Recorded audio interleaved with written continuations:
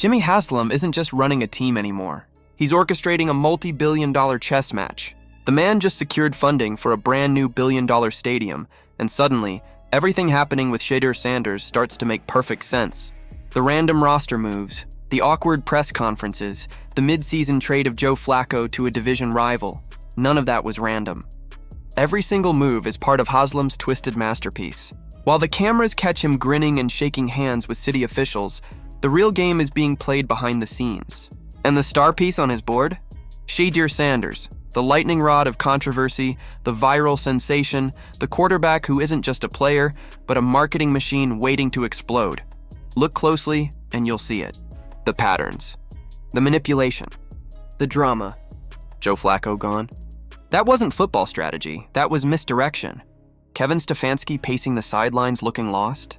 That's not incompetence, that's deliberate confusion. Haslam has built a smokescreen so thick, even the people inside the organization can't see through it. Because this isn't about winning games this season, it's about building tension. It's about creating a story so wild, so divisive, that the entire football world can't look away. Let's rewind for a second. Remember how the Browns drafted Shedeur Sanders? The hype was nuclear. The city was buzzing. The fans believed they were witnessing the birth of a new era. But then silence. No starting reps, no snaps. Just rumors, cryptic quotes, and endless speculation. On paper, it made no sense. But when you look at it through Haslam's lens, it's genius. He's playing the long game. He's creating scarcity. He's turning Shedeur Sanders from a quarterback into an event. By benching him, he's manufacturing the one thing that sells better than talent: anticipation. Meanwhile, the media's losing its mind. Even the insiders, the Mary Kays and the Tony Grosses of the world don't know what to believe anymore. One day they're reporting that Shedeur isn't ready. The next, they're hinting he's about to take over. They're contradicting themselves in real time, and that's exactly what Haslam wants. Confusion equals attention. Attention equals engagement. And engagement equals money. Every headline, every tweet, every fan meltdown online keeps Cleveland's name in the news cycle. It's not incompetence, it's narrative control. Think about it. Haslam doesn't just own a football team. He owns the story of the football team. He's crafting the Browns into a living, breathing piece of entertainment. This isn't sports, it's serialized drama. Every decision, every leak, every awkward interview from Stefanski feels like an episode in a larger series. Even the Joe Flacco trade reads like a plot twist designed to make fans scream at their screens. You don't trade a 13-year veteran mid-season to your rival unless you want chaos. You don't bench your rookie sensation unless you're building suspense.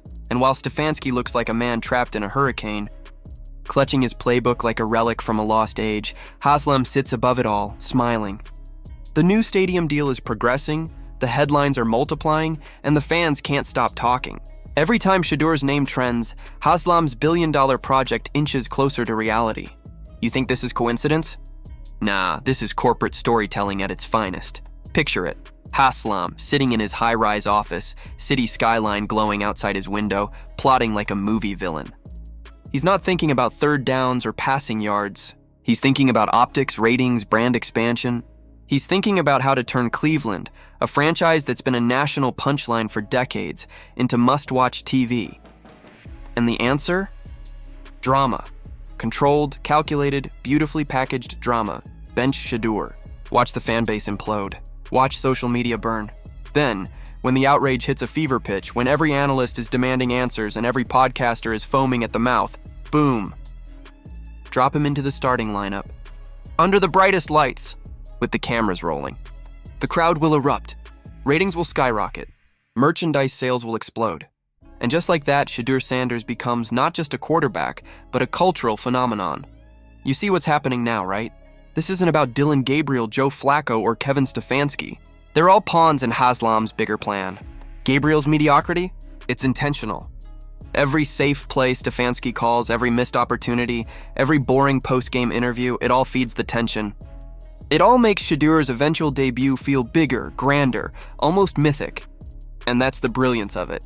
Haslam isn't just manipulating football fans, he's manipulating human emotion. He's turning frustration into fascination, anger into anticipation. He's playing the public like a fiddle, and they don't even realize it.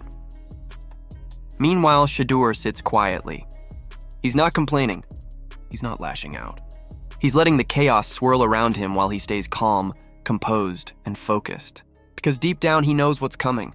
He knows that when he finally steps onto that field, it's not just going to be a football game, it's going to be a cultural reset. Imagine it. Week 10, prime time.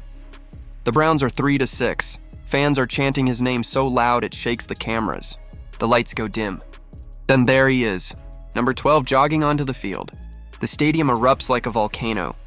The cameras flash. The entire world tunes in. Haslam's plan has worked to perfection. This isn't just a debut, it's an explosion. From a business perspective, it's flawless. Every element feeds into the next. The benching fuels controversy. The controversy fuels engagement. The engagement fuels ticket sales. The ticket sales fund the new stadium. And the stadium cements Haslam's legacy as the billionaire who turned chaos into capital. It's capitalism meets cinema, and it's playing out in real time. And you want to know the wildest part?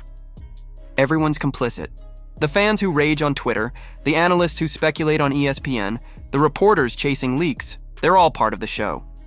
They're all pushing the narrative forward. The Browns aren't just a football team anymore.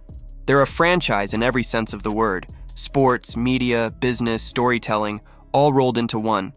But let's not pretend it's all sunshine and brilliance. There's a dark side to this strategy. By turning Shedeur Sanders into a living marketing tool, Haslam risks everything. If Shedeur doesn't deliver, if the hype outweighs the performance, the empire collapses. The same fans who adore him today will turn tomorrow. The same media that's feeding his legend will devour him at the first sign of weakness. The line between hero and scapegoat in Cleveland is razor thin. Still, that's the gamble Haslam's willing to take. Because chaos sells. Scandal sells. And Shedeur Sanders is the perfect storm. Talent, charisma, controversy, and lineage. He's the son of a legend and the face of a franchise built on dysfunction. And that's what makes him irresistible. So while the rest of the league rolls their eyes pretending this is just another rookie drama, Haslam's counting his money, his ticket receipts, his social metrics. He's already won. Because whether Shedeur throws a touchdown or an interception, one thing's for sure, every eye in the NFL will be watching. So what do you think? Is Jimmy Haslam a genius mastermind playing the game within the game, or a madman turning Cleveland into a circus for profit? Is Shedeur Sanders being protected or exploited? Drop your thoughts below. Because whatever side you're on, one thing's for sure, this story isn't over. It's just getting started.